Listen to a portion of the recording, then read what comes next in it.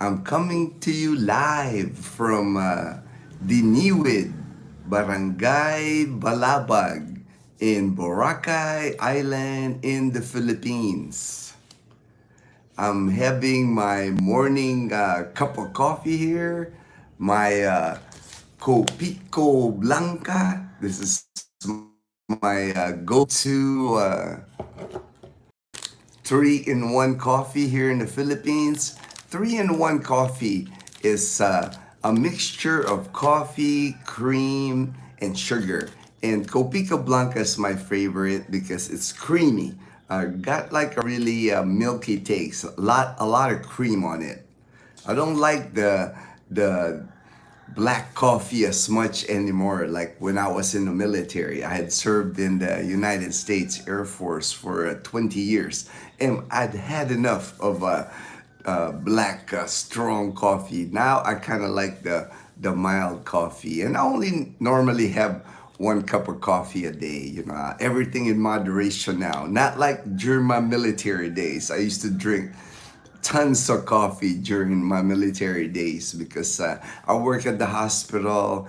Many times I had to work night shift, swing shift, and anybody that has worked night shift or swing shift before know uh, it's hard to stay awake. So coffee was like our weapon, our weapon to combat sleepiness at work.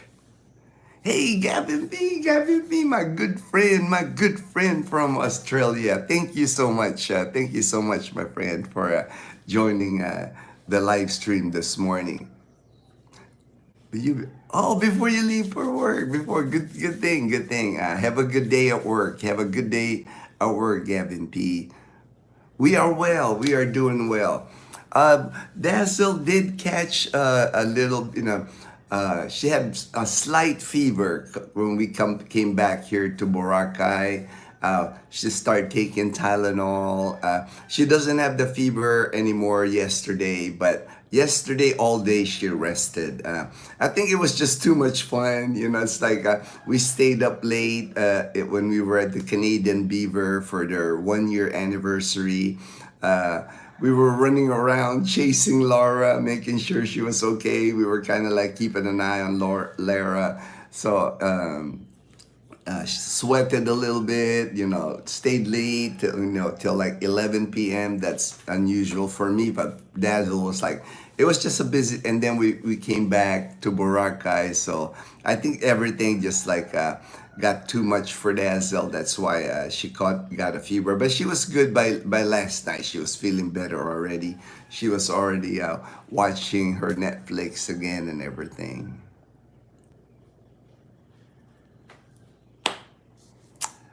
Hey, hope that help. Thank you, HD. Uh, what did I? She did have some soup. She did have some soup. Lomi. I got her lomi. I couldn't find lugao, so there was a place here nearby, and I got her lomi. So she was able to. Got her Pocari Sweat. She's drinking Pocari Sweat, and then orange juice. Oh, HD, I gotta show you something, man. Look at this. Look at this, man. Check that out, man. Check that out, HD. I put it on the cup, man. Your logo. I still like the yellow background, HD, because my favorite color is yellow. So I made the cup all yellow. Well, Dazzle designed it. She said too that it's better with the yellow. We put that coffee with Ginno, and then my picture are kind of like standard picture now on our videos, and then this is the logo that HD made for us. Thank you so much, HD. We love it. We love the logo, man. It's like we're gonna use it. It's gonna be. You're gonna see it on thumbnails. You're gonna see it in the cup. You're gonna see it everywhere in our channel. Again, thank you so much, HD. We appreciate you so much, my brother. The incubation period for flu or cold is 3 days to a week. Okay, but last night she didn't have a fever and she rested all day, slept all day, got plenty of fluid. So it might have been just she might have just been tired, because it was a quick trip. As you saw, we we went to Rojas City. It was quite a travel for us to go to Rojas City because, from Baraka, we had Chloe with us. We had to take home Chloe to our house. And I drove 2 hours to Rojas City. We met with the people that we've been communicating with. They're retired now in Iloilo. And then we went to the Canadian Beaver, then stayed, pretty late. And then the morning got up, Dazel went shopping, then traveled back to Boracay. So I think she just got tired. She just got tired. All right, it's a cool design. We just love it. We just love it, HD. All right, I got a list here of things wanted to discuss that way to keep the live stream going. First, the weather. Of course, I always keep a weather report of the Philippines. There's a low pressure area, LPA is what they call it. Estimated, it was about 185 kilometers west of QB Point, Subic Bay International Airport. That's pretty close, 185. That's not very far. That's why the Luzon area, most of Luzon will experience rain today. And rained here yesterday in Boracay. Pretty much the morning, afternoon. We didn't actually see the sun, but about 4 p.m. Yesterday, no more rain. But today we're expecting clear, actually. I was looking at the map for Pag-asa, and we're not included like with that low pressure area affecting Luzon. So we're expecting, somebody just messaged, we're expecting to see sunshine today here in Boracay Island. Mostly Luzon is that low pressure area, cloudy skies in Luzon, in Pangasinan, Zambales, and Bataan. Cloudy skies with scattered rain and thunderstorm because of that low pressure area. And then the rest of the country, it's still the southwest monsoon, monsoon rain. So again, just scattered rains and thunderstorms. Here in Boracay, usually like evening time, early morning, it'll rain. Right now, I'm not hearing any rain outside. All I can hear is the roosters. A lot of roosters here in Diniwid. But no rain so far. And even if it rains in the morning here by 10, 11 a.m., usually the sun will come out. So hopefully we have good weather today. And if not, it's not a big deal. Boracay is still fun. Like even when it rains, there's still plenty to do. It's not like it ruins your vacation if you come here to Boracay. And yesterday I met with our subscribers from Redlands, California, in the San Bernardino County. I'm kind of familiar with that area because I used to drive the military van. I used to take patients from George Air Force Base in Victorville, California. I used to take them to March Air Force Base when March used to be a base. I think now, I'm not sure if March is still open. They close so many bases now in the United States. But I knew the area, and I just want to give a quick shout out to Bong, Ems, and their daughter Lane. I had lunch with them. Dazel couldn't come, unfortunately, because again, she had a fever. So we went, I met them at the PNB Bank because they had a transaction to do at PNB like around 10. So I told them, hey, I'll just show up at PNB. I know you guys have a transaction, I'll wait. And sure enough, we met at PNB. They were doing their transaction at the bank. I was just like answering, like I always do, I'm always like answering WhatsApp, Messenger, and in my email while they were doing their bank transaction. And then after the bank, we just walked over to the Hiu Hotel. It's nearby. It's like not even 1 block from the PNB Bank, the Hiu Hotel, and they have a food court there. But what surprised me, there used to be like 4 restaurants there at the U Hotel. Only one is open now. I guess the Korean place there closed, That's one thing I've been noticing here in Boracay. Like Korean and Chinese restaurants are less. They have closed, especially on the main road. I'm glad that I found one that I liked. The one Korean still, the one shot, one shot Korean restaurant by D Mall, because I've been noticing a lot of the Korean restaurants, a lot of the Chinese restaurants have been closing here in Boracay because Boracay is not getting the numbers anymore like it used to be regarding Chinese and Korean tourists. Not as plentiful as before. More now. Boracay is turning into more Filipino-based customers. So now they're catering more to Filipino customers. You gotta adapt. Boracay's gotta adapt. I think I've talked to a friend. A lot of the Koreans are feeling like it's hard to do business in Boracay just because of all the permits that they have to get. Rent is expensive here in Boracay to do business in Boracay. And then the Chinese, of course, Chinese and the Philippines are not in good terms. The Philippine government had kicked out Pogo. I'm not sure people are familiar with Pogo. Pogo is the online gambling here in the Philippines. They're run by the Chinese. Their operation is here in the Chinese, but the gambling happens in China. It's online gambling in China, but their facilities used to be here in the Philippines. They actually occupied so many of the condominiums in Manila. That's why now it's emptied out. A lot of, I'm sure you've heard about condos in Manila. There's a surplus because the Philippine government had kicked out those Pogo. It's like illegal online gambling by the Chinese that they were doing here in the Philippines.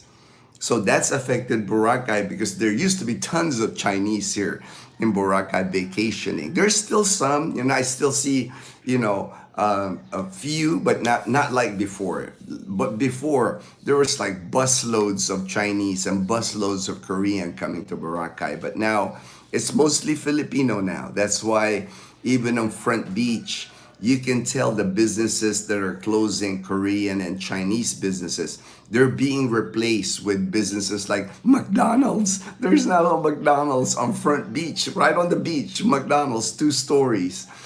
There's also going to be opening soon Kenny Rogers Roasters, because that's a popular thing here in the Philippines. Like, I didn't even realize that, because when I was in the US, I don't remember eating at a Kenny Rogers Roasters, but now I love it. I love the Kenny Rogers Roasters because they got salads. They got Connie salad, they got Caesar salad, they got cornbread. I don't get cornbread in the Philippines, and they got mac and cheese, pretty decent mac and cheese. Not the best mac and cheese that I've had, but it's pretty good.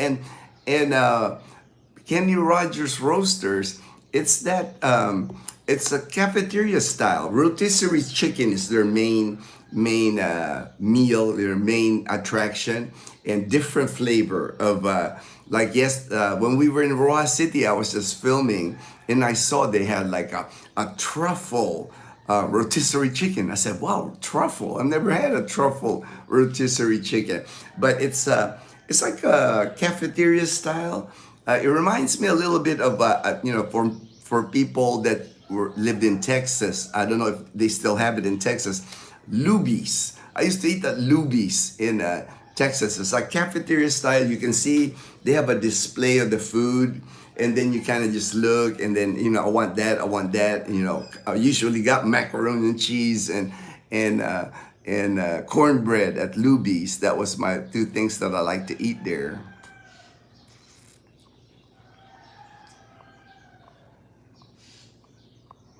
All right, incubation. All right, glad. All right, hello, sir. Hello, live retro. Hello. Time for infection to show symptoms. So subtractors, and when you first see this, and you can determine when. who you caught it from.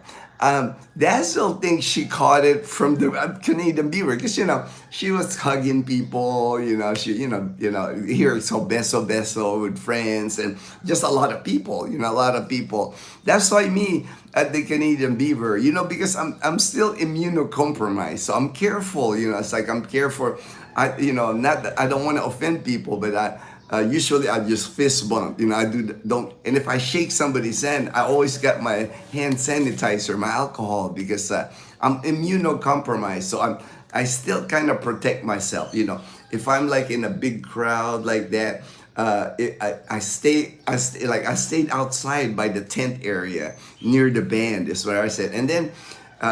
I know HD, you noticed I was live streaming and you're wondering how's Ginno like maintaining the battery. The reason is like, if you notice, I was filming by the tent, but when I was getting low bat on my phone, I went to the bar and I have a long extension on my charger, so that the ladies at the bar, they were pretty nice. They like let me plug and all the plugs were occupied, but they let me use one plug.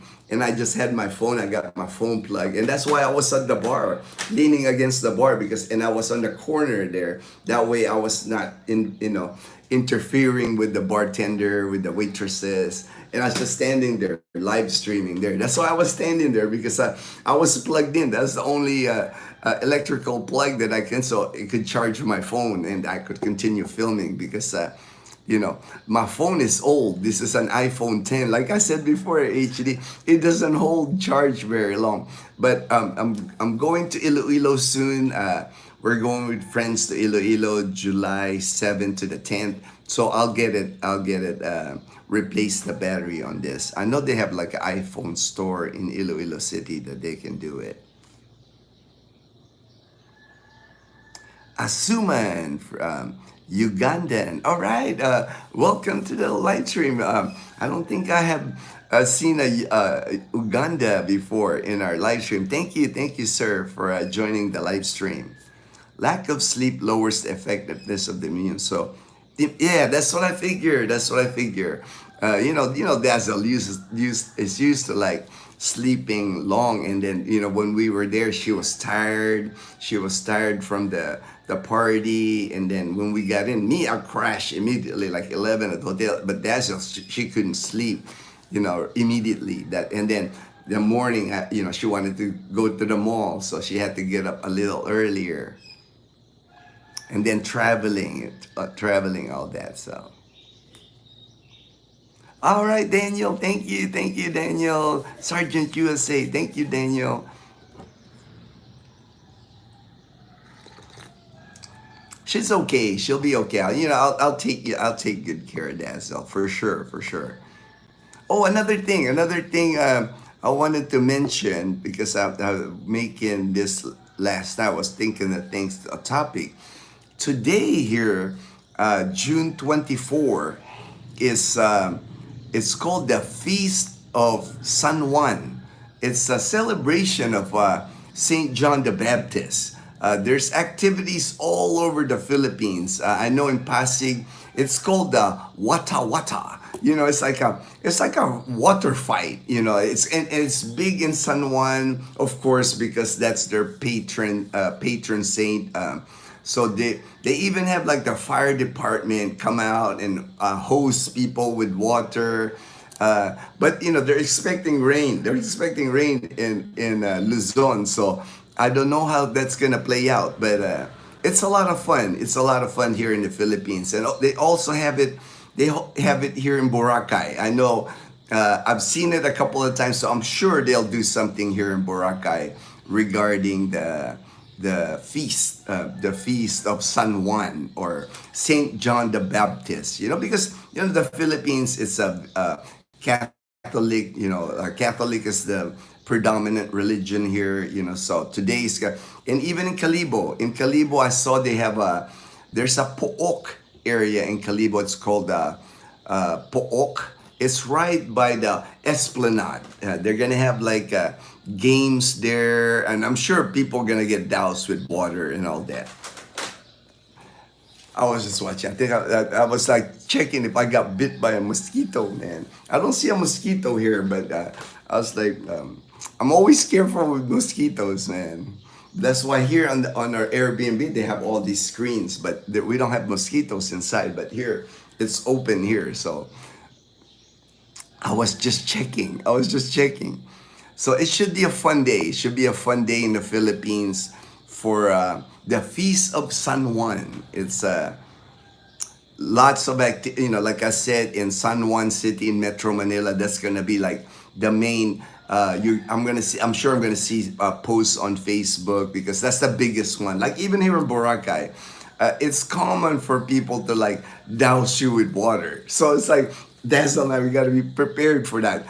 She's probably gonna stay home anyway. But if I go outside today, if to get food, to get takeout or something, I'm not gonna be surprised if somebody like soaks me with water. It's for fun. It's nothing harmful. It's like it's a celebration. They look at it as if you get wet or it's brings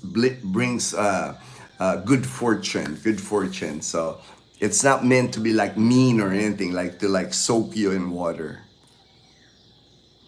It's like a fun atmosphere, fun atmosphere. Usually, you'll even see people with like, those water guns, just like water fight, in water, it's like, it's not harmful. Water is not harmful.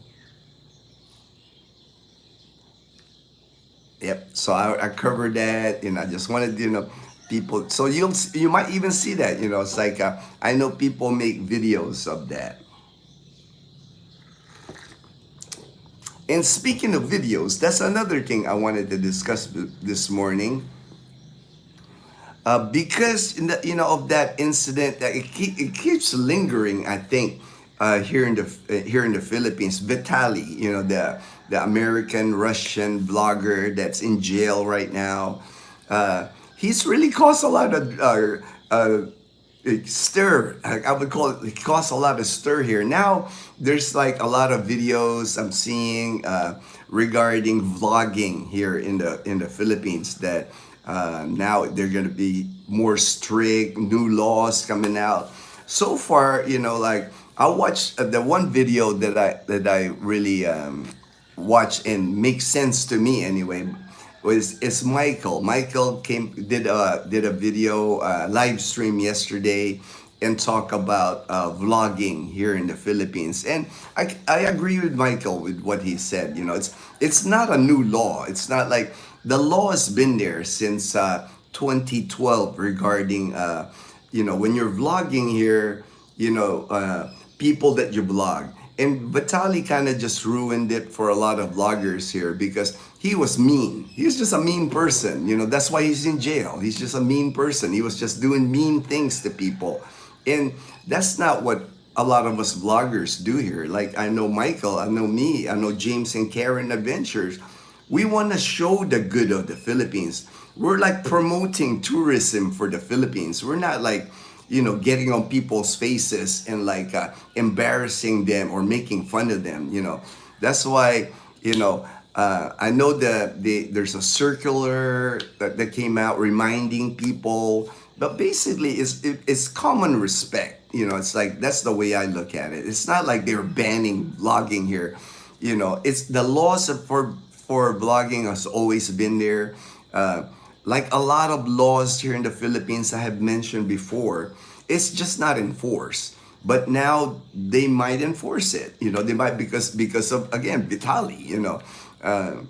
But we'll just have to see. Like I know I'll read more about it, but I'm not worried about it because I don't. You've seen our videos.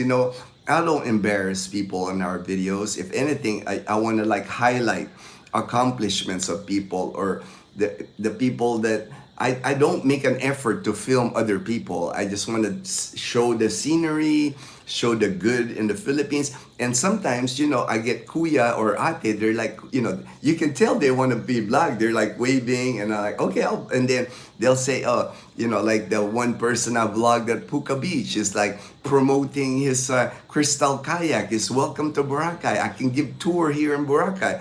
And then ate with the hair braids, she's like, I can do hair braids here in Puka Beach, So to me, as long as you're respectful, as long as you don't mean any harm to people, I don't see any problem as far as vlogging in the Philippines. Because the Philippines want vloggers to come here from other countries and promote the Philippines. Why wouldn't the Philippines want that? It helps the tourism here. It gets eyeballs to the Philippines that, oh, that's a good place to visit. That's a good place to see. Oh, I want to go to Boracay. I want to go to the Canadian Beaver. It's like, why would the Philippines like discourage that? It's like they want people to come to the Philippines. It's like anything positive to the Philippines.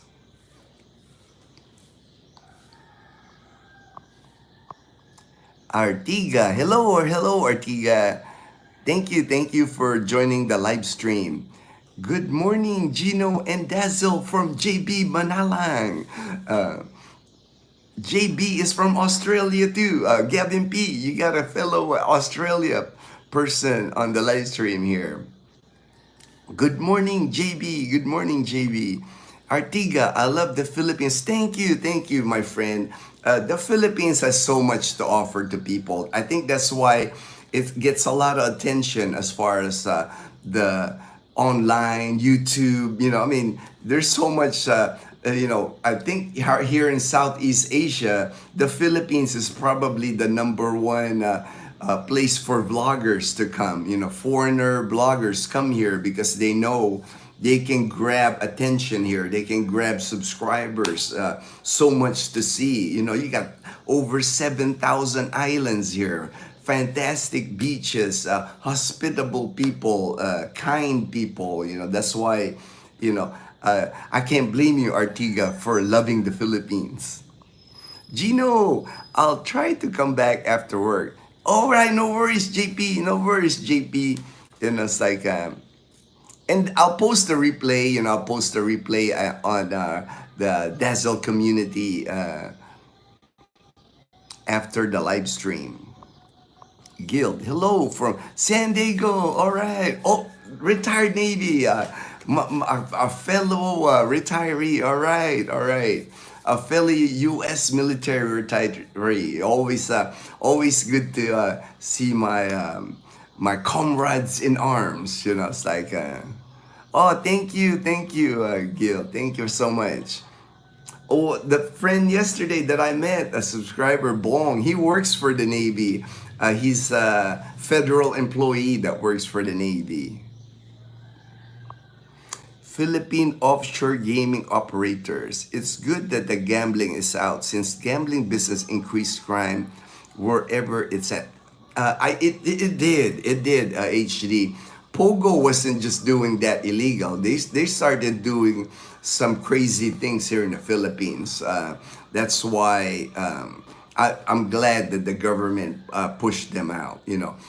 There's rumor that they're still operating around the Philippines, but I don't see them. They're pretty good at like finding them and then busting them. There was even rumors that they were involved in like human trafficking and all that. Because anything illegal, anything online, the people that do that, they got the money. So they start with drugs and human trafficking. So I'm glad too that that's not, we don't want that in the Philippines. We don't want that there. There's enough things here in the Philippines that last thing we need is like the Pogo to establish themselves here again in the Philippines. Yeah, HD, a lot of scams were also, terrible. Pogos, that's why they had to be gotten rid of here in the Philippines. Just so condos in Cebu selling for 350,000 to 450,000 for 2-bedroom. They were nice, but not that not that nice. Hey, well, that's the thing, Daniel. It's like areas like BGC in Manila, and IT Park in Cebu City, New Coast in Boracay.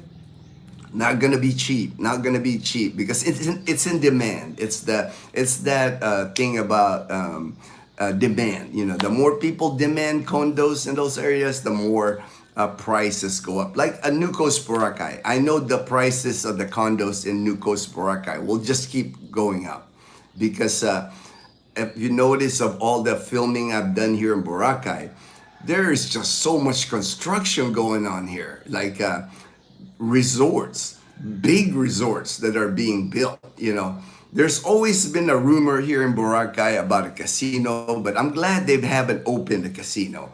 There was a talk one time of opening like a $500,000 casino here, sponsored by somebody in Macau. But now that the Chinese are gone, I don't think that's coming, and I don't think that's the image that Boracay wants to present anyway. To have a casino here. But the one that I filmed when I went to Puka Beach, it's not on Puka Beach. It's before the entrance of Puka Beach. But this resort that they're building, they're gonna have like a small piece of Puka Beach on the corner there by the rocks. That they'll have their own beachfront just because where they had built the resort hotel.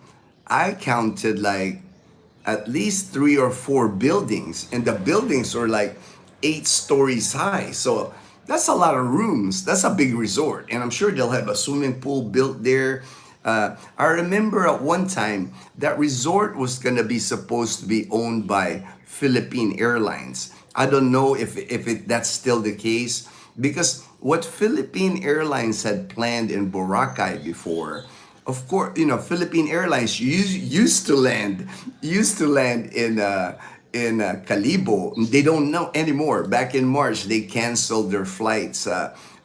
Philippine Airlines to land in Calibo, but there used to be before the pandemic, you can land in Calibo. There used to be this nice boat. I mean, even has the Philippine Airlines colors. They had because I had classmates of ours in STI College Calibo. They work on the boat. They were wearing like shorts, and then the uniform was like the Philippine Airlines colors. Kind of like working on a yacht. It seemed like a big boat, air conditioned. They serve you food, and what they did was when you landed in Calibo, they would bus you. Ooh, there is mosquito here. Man, I was like, I knew there was a mosquito in here. All right. But when you landed in Calibo, they would bus you to the boat, 10-15 minutes to the port, and you got on the boat, right? And the boat was like kind of like a nice yacht, like good size boat. While they either serve food, they serve drinks, and take you to Boracay. Instead of like land traveling, instead of the port, and then they would take you to Puka Beach. And their plan was, the Philippine Airlines plan was like full service. You know, can you imagine that? Landing on a plane, getting on a boat, on their own boat, and then pulling into the resort in Boracay, right there on Puka Beach of all places. That's like one of the best beaches in Boracay, in my opinion. And then you could stay at their hotel on their resort. So it's like all inclusive. That was like, I remember that was the plan. Oop, the light came out here. But I got my backup. Here. The plan was, he even has a little fan. It's a fan and a light, so Dazel really hooked me up with my Father's Day gift here. I love it. I love my Father's Day gift. But I don't need the fan this morning. It's nice. It's not that warm in here.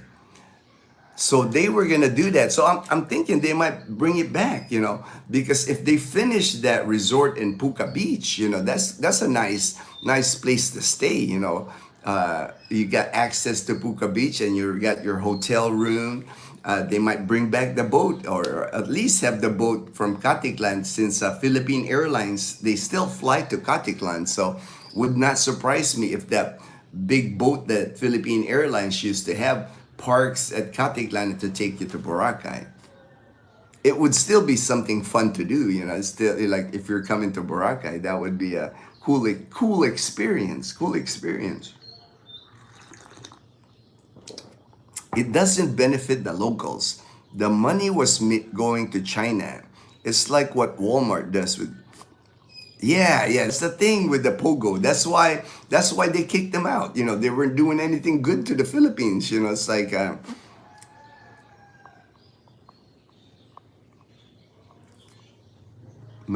Salam alaikum. All right, my brother. Time pass. Sounds good. Sounds good. Walay salam. All right. See, HD is my language, my linguist. HD is my linguist, man. HD knows a lot of languages, man. I'm not sure how it is on province, but you're in Manila. Be prepared to get wet if you're It's same thing, man. Same thing in the. That's why I already know. It's like what I'll do is I'll just wear my board shorts and I'll still wear a top. But like one of my tank tops that dries easy. I'm gonna get soaked if I go outside and go somewhere today. I know I'm gonna get soaked. It's part of the tradition. I'm all about tradition. It don't hurt. To me, it's all in fun. It's all in fun. Yeah, I know. Everybody walking around with water guns. So with that, I know for sure at Front Beach on White Beach, there's gonna be water fights. But you're on the beach. You're already swimming, so it's like, what is it to get like hit by like a water gun? I know, and it's for kids. The kids are gonna have fun at White Beach today for sure, for sure. If I get a chance, I'll try to film some of it. My GoPro's like waterproof. So I can film with my GoPro. My GoPro can go underwater, even if I'm told, but I haven't taken it underwater. But I'm sure a soaking, my GoPro can handle that, man. You also have to be careful if it's not water they're shooting. If it smells, ooh man, I got a. Man, I hope I don't get that issue. I don't think I'll get that here in Boracay because they got good amount of police here in Boracay. That's one thing. For tourists coming here, they keep the tourists safe here. Like, at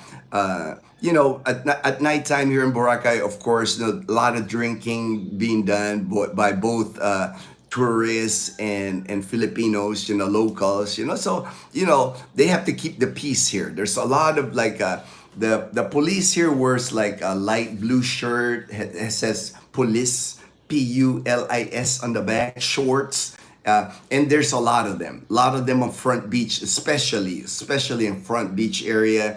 They ride around on the e-trike. They have their own e-trike, like policia.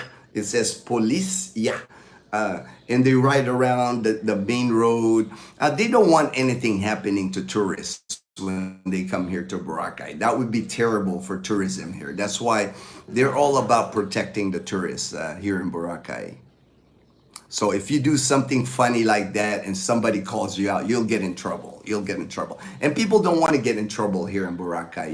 Even the locals, the locals are protective of the tourists too, because that's their business here. If you're living off the tourists, you don't want anything negative happening or anything negative happening to the tourists. But unfortunately, HD, as we know, there's always somebody. There's always that 1 in 100 or 1 in 1,000 that's like you shake your head and you go like, what is that guy doing? Kind of thing. But but they do all effort here to protect the tourists here.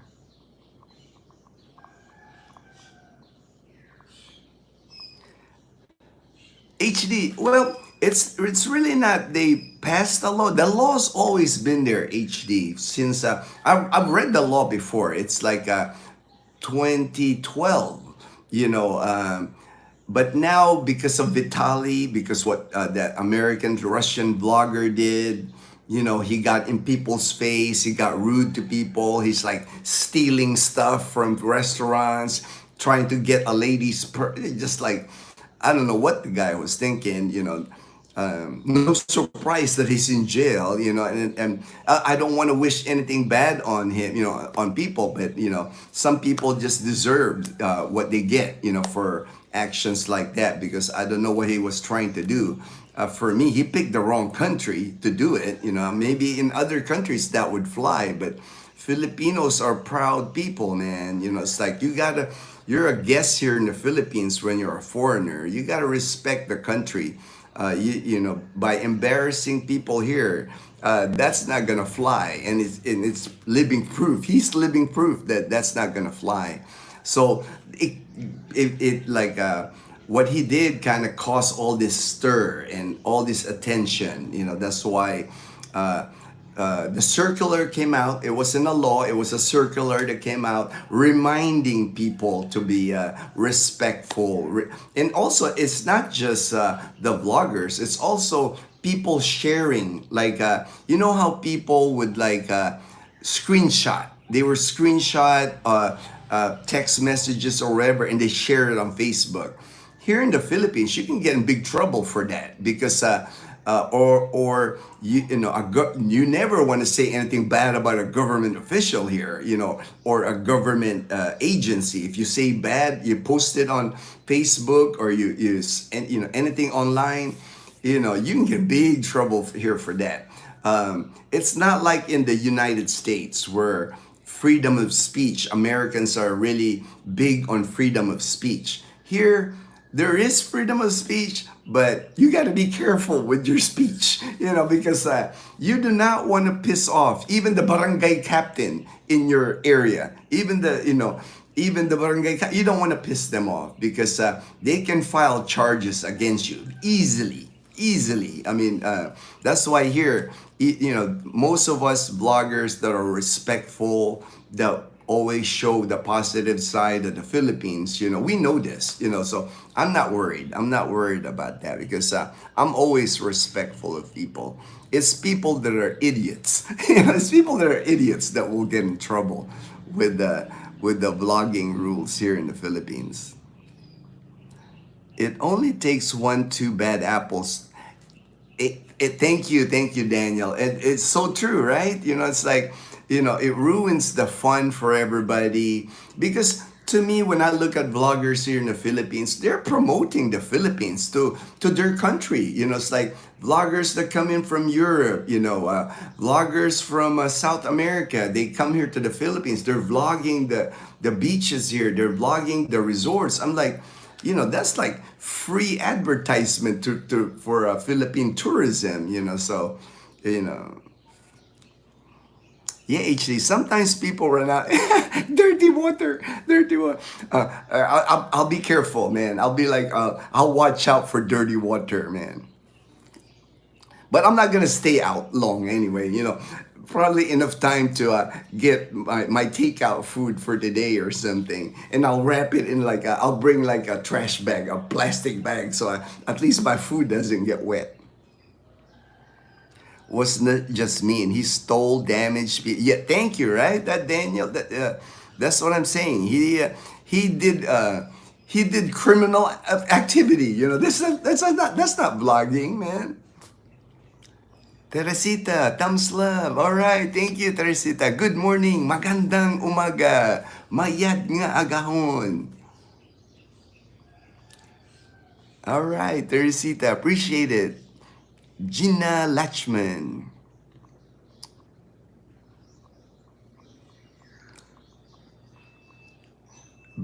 FAFO. I've heard that term. I've never heard it up there. FAF. He got away assaulting that female. Oh, he did. Yeah, I think I kind of heard that.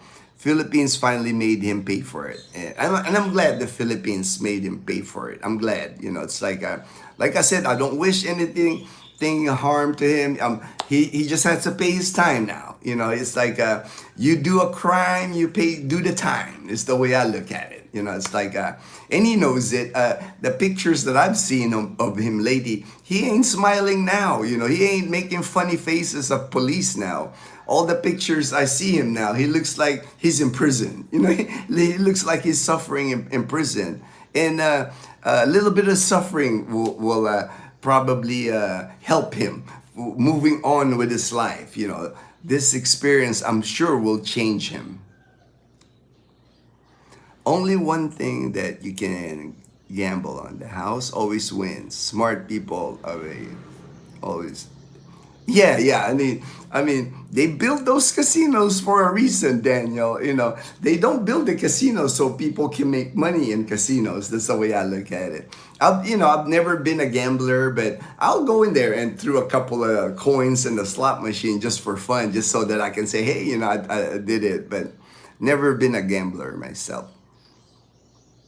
Yes, JB, that's so true. So many casinos already. Like the last time Dazzle and I was at Clark, when we went there, I had that's where I got diagnosed at Medical City Clark. I mean, I'm seeing like casinos inside the old Clark Air Base. They're like Vegas type casinos, big casinos. So I know in Pampanga, and I've heard of like in Manila, like resorts casino. I know that they're pretty big there, pretty.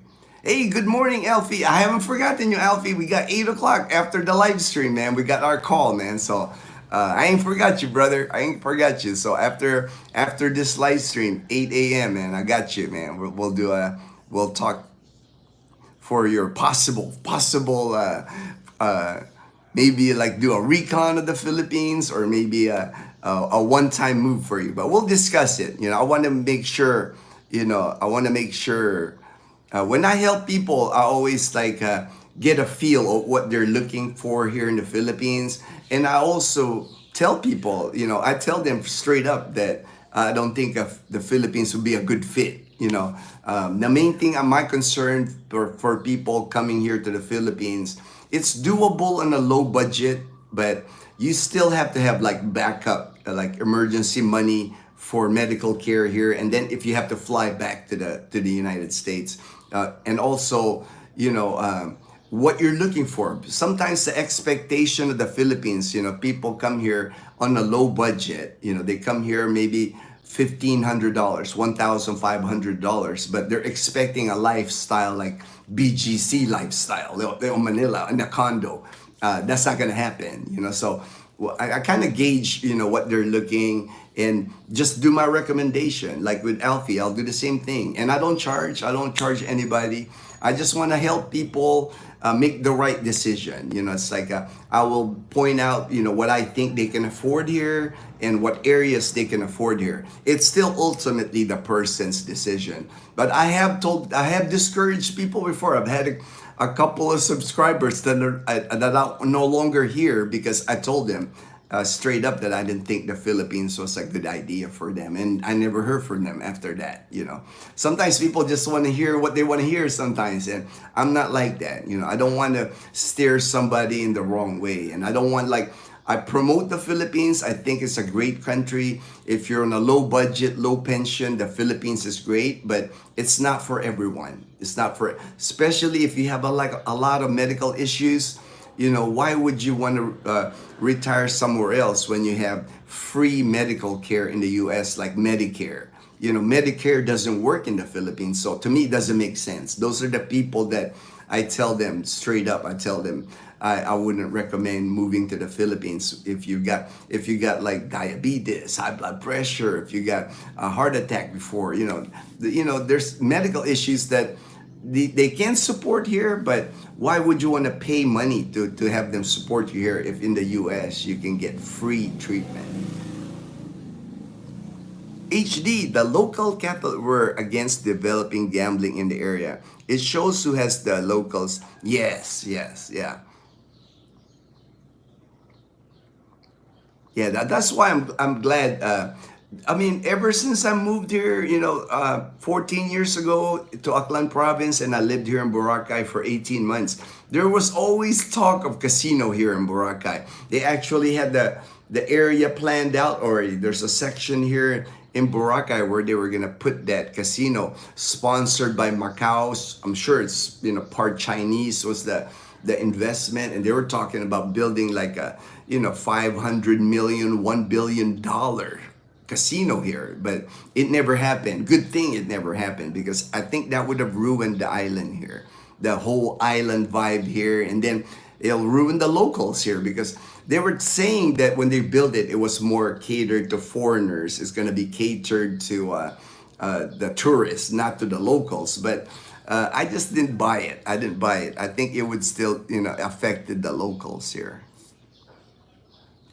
I know a lot just the response and basic phrase, elementary level for Spanish. Hey man, that's awesome though. I wish I had elementary level for Spanish and Japanese, my brother. Check out the movie, The High Cost of Low Cost. Walmart story. Oh, okay, all right, man. I gotta take a picture of that, Daniel, because I do want to check it out. When people recommend stuff to me, I do like movies, documentaries. I like to read, so that's kind of like, or one of my hobbies too. I usually try to study the basic phrases and responses prior to visiting country. I forget a lot of it for not using. Yeah, that's the same thing with me. Before I went to Korea, spent a year in Korea before I went to Japan, about 4 years. I had the phrases down, and then when you're there, you're excited to use it, of course. But when you leave, like I haven't, I was stationed in Korea in '87, and then I left Japan in 2004. So, you forget when you don't use it, you forget. When you hear it often, you understand. Like here in Aklan, when I hear Aklanon speak, I might not be able to respond in Aklanon or respond in Tagalog, but I understand a lot of the things when I hear Aklanon language now. Lucita, good morning, Lucita, my good friend in Maine. Hello, good morning. Magandang umaga. Mayad nga agahon, Lucita. It's 91 degrees and humid here in Maine. Oh, wow. That's summer. That's like summertime in Maine. I know you get a lot of snow there usually, so that's pretty warm. That's summer weather. Here it's humid this morning. I already can feel.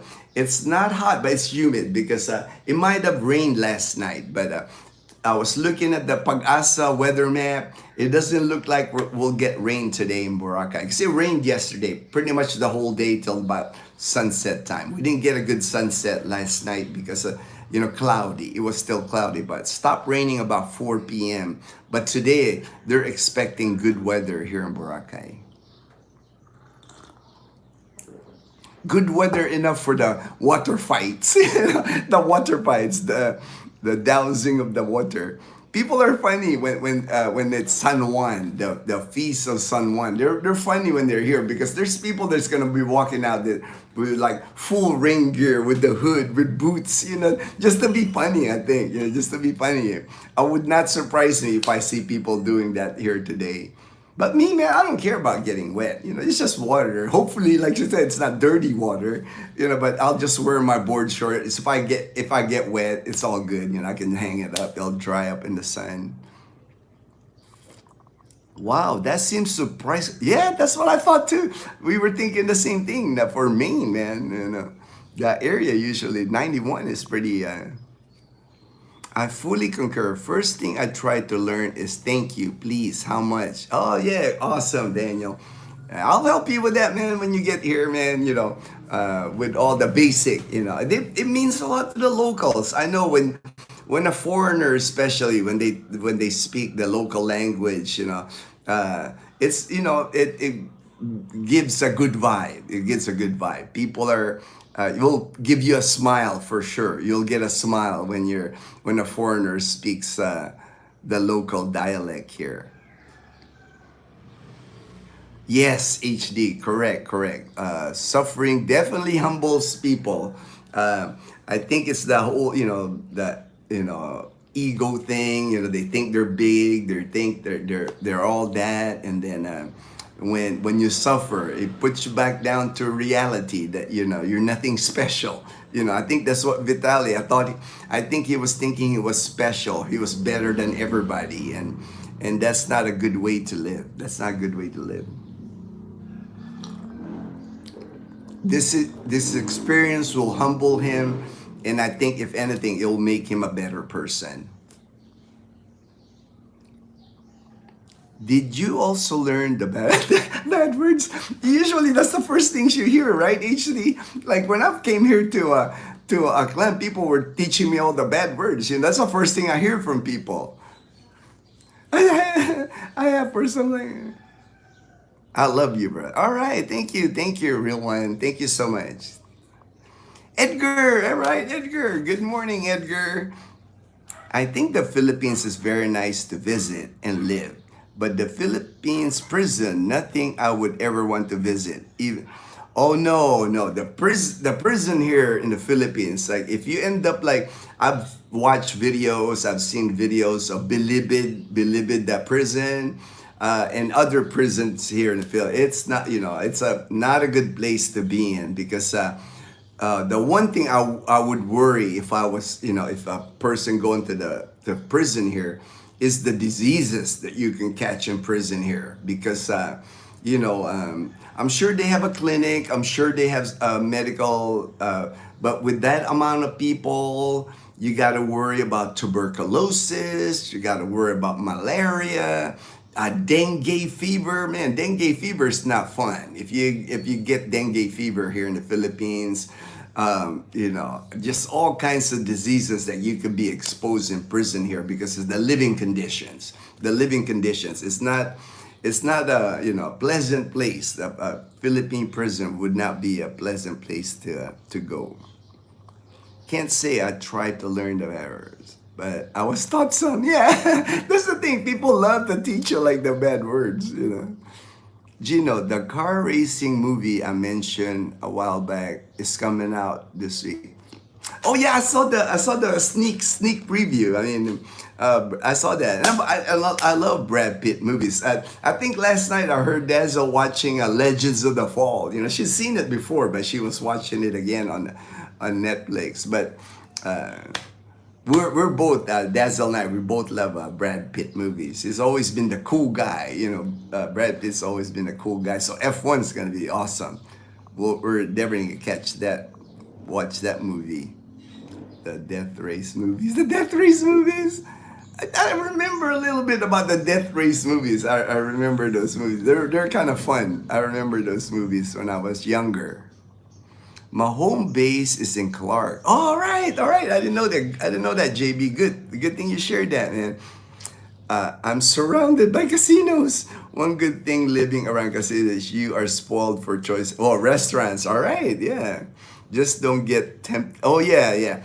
I love that area. I was stationed at Clark, and I still have friends that live there. Actually, when we went there, the last time we were there, when I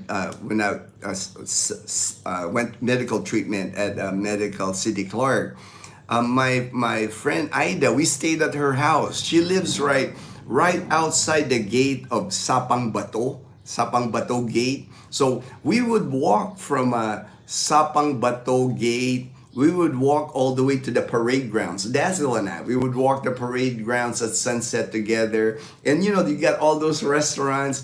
I remember eating at one restaurant, like the Shabu Shabu restaurant, kind of like a hot pot, and you put vegetables and fish ball, kind of thing. That was kind of fun. Dazzle and I did that. What else do I remember? Then we saw the casinos on our walks. We saw the casino. That's why we just always love to walk and exercise. That's why I love that parade grounds.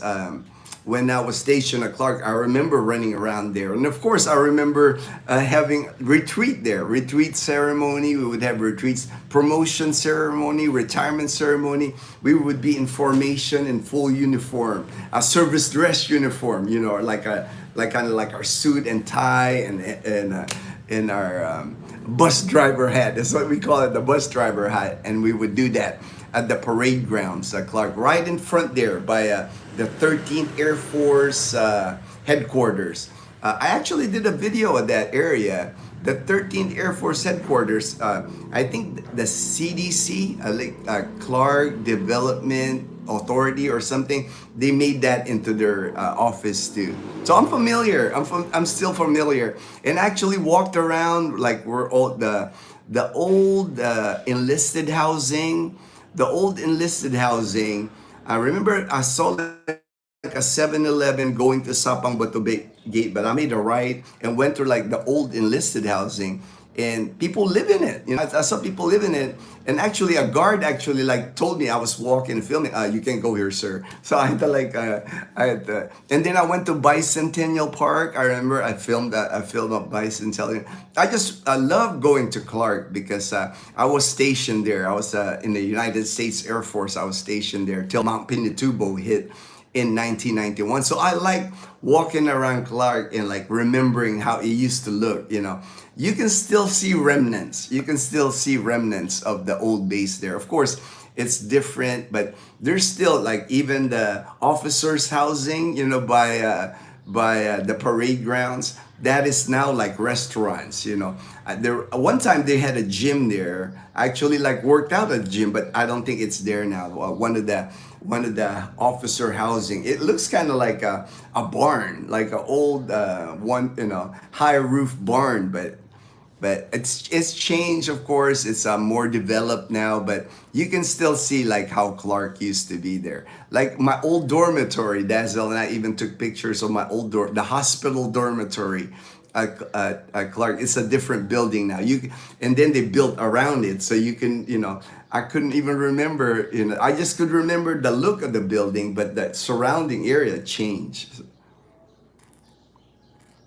That's cool though. That's cool. I know I have another friend there that he lived in the condo. I remember he lived in the condo there in inside Clark by Bicentennial Park, near Bicentennial Park. Yes, very true. Very true. All right, JB. Good deterrent, Edgar. Prisons in Australia is like motels. It's like motels. That's not gonna be a deterrent here, man. If they're like motels here, people might want to check in, you know, to jail here in Australia, and they didn't mind it. I bet, man. I mean, if they built prisons like that in here in the Philippines, man, like I said, there might be people wanting to check in, do it on purpose to get checked in if it's like a motel. Well, it's like an incentive to make. I don't know, right? It's like it's like an incentive to make. If you're homeless and want to get off the streets, just to do a crime, yeah, and then you get room and lodging. You get room and lodging. JB, I'm not sure about the USA. It was like Gino's favorite movie, Shawshank Redemption. I know, right? Was enough to keep on the. Yes, yes. Yeah. I know in the US, from all the, you know, I've seen enough documentaries of life in prison in the US. I don't think you want, you know, maybe like the, you know, the rich people prison in the US, you know, like a country club type setup. But like, I wouldn't want to be like in a open bay with like criminals in the US either, man. I watched that series Oz, and so I know, man. I don't want to go to Oz. I don't want to go to Oz, man. Peanut butter. Hey, all right, peanut butter travels. Peanut butter travels. All right. Thank you for joining the live stream. Appreciate the support. Appreciate the support, my friend. Yes, HD. Some homeless people internationally commit minor crimes to go to jail where they get fed 3 times a day and man, you know, if you're homeless, like your guys are saying, if you're homeless, you know, that might not be a bad deal, especially if you're in an area where it snows and it's cold outside and you're homeless, you know, a bed and inside, you know, with free food and probably free medical. You know, a lot of prisons, I know in the US, man, there's people in the US that don't get medical care, and you go to prison, you get medical care in prison. Shawshank was filmed on the actual prison that was closed. Some of the extras were previously incarcerated there. So the look of their, oh, no, thank you, HD, for adding that tidbit, adding that nice tidbit there. I did not know that it was they were previously incarcerated. It makes sense. It makes sense, you know, make the movie more authentic. Check out the zombie movie. Oh, I've seen that, man. I love that movie. The zombie movie with Brad Pitt. I love that movie. Part 2 is with The Rock and Brad Pitt. Oh, nice. 2026. All right. All right, man. That's gonna be awesome. I was kind of wondering what happened. Why they hadn't done a sequel to that movie, because that's a good movie. That's a good movie, man. Yes, HD. I believe the person they filmed is in my state of Ohio. All right, Mansfield, Ohio. Man, that's cool, man. That's cool. Good information to know, man. I love trivia. I love like TV, movie trivia. I love that sports trivia. I love all the trivia information. Tanya, hey, good morning, good morning, Tanya. Magandang umaga. Mayag nga agahon. Even a Philippine jail is no place to be. One can be stuck there for years. Wait, exactly. That's the thing. That's the thing about prisons in the Philippines, and the court system here moves on island time also. So it's not like if you get put in jail, you get your hearing, trial, and all that. Man, they drag it out here in the Philippines. And that I know. That I know. I have seen people here stay in jail for years just waiting on a trial. If you can imagine that, man. From what I remember, they closed the prison because the conditions were terrible. Yeah, I would think that. I would think, just like Alcatraz, I'm sure it's hard to maintain, like a big facility like that. I noticed that here in Boracay, HD, there's like hotels that I used to know here that have closed. Like one is on Station 1. Used to be a nice hotel. Like I think Pearl of the Orient is what's called. And it only closed during the pandemic. But now when I pass by it, man, the jungle had eaten it up. It's like there's trees growing, like stuff growing on it. You can't almost see the resort anymore. So it's hard to maintain. If you close it and there's nobody trimming the trees or maintaining it becomes a ruin quick. It ruins the. So I'm sure like a prison, a big prison, if in Shawshank, that's a big prison. It looked from the movie, yeah, it would deteriorate fast if nobody's maintaining it. Same thing at Clark, like the Clark Hospital. I visited, of course, because one of the things, after Pinatubo, that I even visited the hospital, even walked inside the hospital. Then a few years later, like 2 years ago, 3 years ago, you could just look outside of Clark, the hospital, and it was in sad shape. But now they're refurbishing it because they're making it into like a museum, like a national museum in the Philippines. So I don't know. I'll have to check online. I have to check where the project is. But they have a sign that they're building it. They're refurbishing, fixing the old 13th Air Force Medical Center, our hospital that I worked at Clark. So that's gonna be cool for me. It's like I will go to Angeles City just for that. I'll go to Clark just for that once they open it as a museum, because it would be nice to be able to walk in the building again and remember, it's like, oh, that's where I work in outpatient records or admissions office. I work there. That's our pharmacy. It'd be nice how they do it, how they make it. They're making it into a museum, Philippine National Museum. So that'll be a fun trip for me for sure. Visiting that place. I'm glad they did that with the hospital, because I have so many great memories working at that hospital. Even though it's not going to be a hospital, it's going to be a museum. It would still be nice just to walk the hallways, see what happened to our old dining facility there, our dining hall. I remember we even had a barber shop inside the hospital, So I always got my haircuts at that barber shop. So kind of be fun to like walk around again on that building. Tita Marie, all right. Good morning, Ginno. Nice to see you, Tita Marie. Nice to see you. Thank you for joining the live stream. Free Vitaly.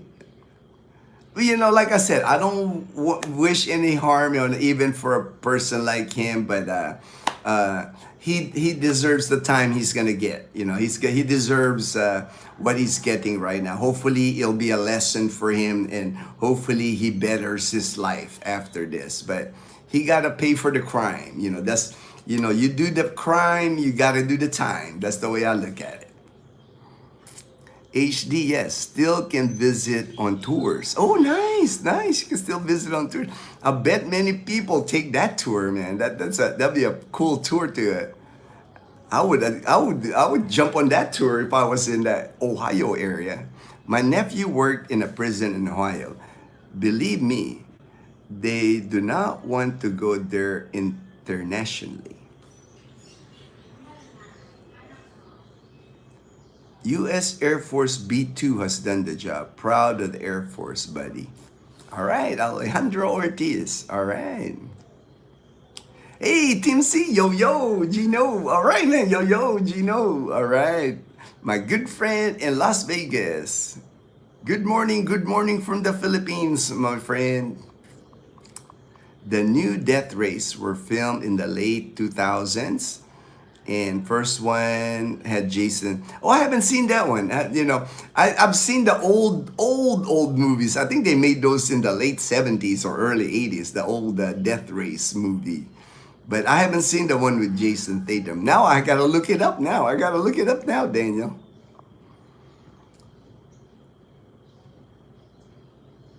Yes. Thank you, HD. Thank you, HD. Hi, Team C. All right. I was born. Oh, cool. I didn't know that. Oh, thank you. Thank you for sharing that information, Peanut Butter Travels. So you were born at. I'm sure many people were born at the 13th Air Force Medical Center because we had the hospital, Clark. We were like the hub for. One of the biggest hospitals in the whole of Pacific Air Force. Pacific Air Force comprises of Japan, Korea, Kadena Air Base, Philippines, Guam, Hawaii. That's the scope. And I know Clark. We got patients. There used to be it's called a Aerovac, a medical Aerovac.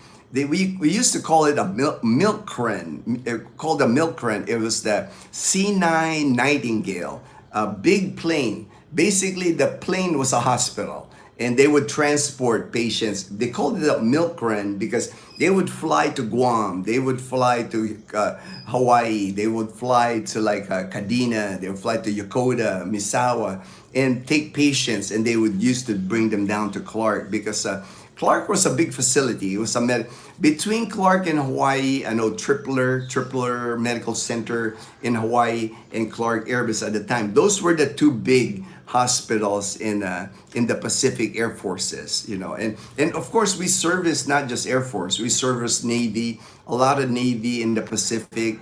So we serviced a lot of them, and that was the big job for us at Clark because that C9 Nightingale, they will land at Clark. We had an ambulance that was a bus. That was I got to drive that. Ambus. It's called the Ambus, ambulance bus, and basically it's one of those Bluebird Air Force buses, but it was fixed so that you can put litters on it. You can strap litters and people can be laying down on that bus. It can transport lots of patients on that bus.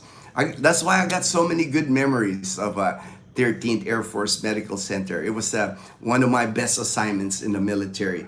We even have a group on Facebook. We have the hospital group that we're all connected, because we worked at that hospital. A friend, not just active duty people that worked at the hospital, the civilians, the Filipino civilians that we worked at the hospital. We have a nice group on Facebook that we still keep track of each other. We even have reunions and everything. We have reunions. I've met people I worked with before at Clark. Hello from Australia, Gertrude Stein. Hey, hello, Alaska. All right, all right. My friend Larry is from Alaska. Larry, he now runs L&L Resort in Pandan Antique. So if you're near here in Boracay, his resort is only like 45 minutes away. Nice resort, like on the front beach. Larry has, man, he has a nice setup there. Ocean view. He's got a nice set. L&L Resort in Pandan Antique. Very nice resort. That my friend Larry from Alaska, he owns the resort. I was born. Oh yeah, thanks for your service. Oh, you're welcome, and thank you for all the people that serve the United States military, my veterans out there, my retirees.